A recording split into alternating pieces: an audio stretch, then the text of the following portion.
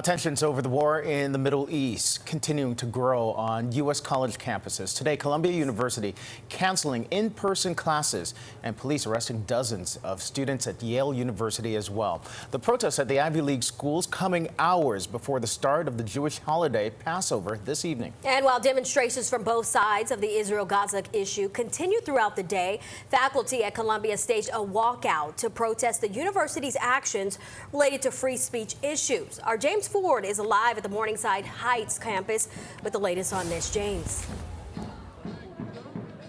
And the very latest is what you see here. Plenty of protesters just outside the campus gates, and along with them just outside the campus gates, plenty of police officers and lots of people from both sides of this issue expressing opinions very vocally in a way that authorities hope does not become violent. We charge you with genocide! We charge you with genocide! Students behind the gates of Columbia University led a pro-Palestinian protest with supporters outside the gates. It was the latest in an ongoing series of demonstrations on the Ivy League campus that intensified on Monday, with protesters calling for a ceasefire by Israel in Gaza. I'm Jewish. People who are saying that we're anti-Semitic, no, we're anti-Zionist. It doesn't make any sense. And protesters supporting Israel were out and vocal as well. What they're talking about is like killing and or deporting my family from the place they've been at for about 100 years now. It comes days after the NYPD, at the request of the university, removed protesters who'd set up tents on a Columbia lawn to call for the ceasefire. Now those tents are back, but they're occupied only by people affiliated with the university. A valid ID is now required to be let through the gates onto campus.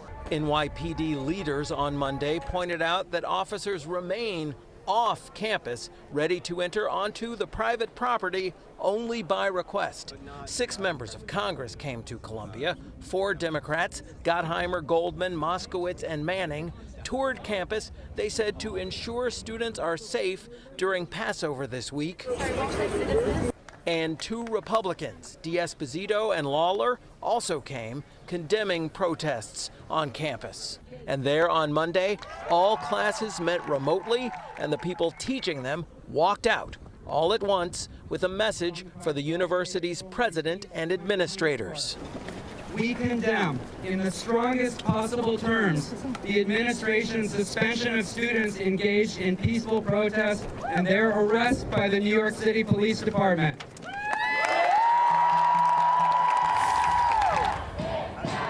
And back here live, we'll point out that more than 100 students from Columbia and its sister college, Barnard, were suspended in relation to protests from the last week through now, and that is what faculty is calling to be reversed. Speaking of faculty, at least one faculty member saying that his presence here on Columbia has been restricted, that his college ID is not being recognized, allowing him to get on campus.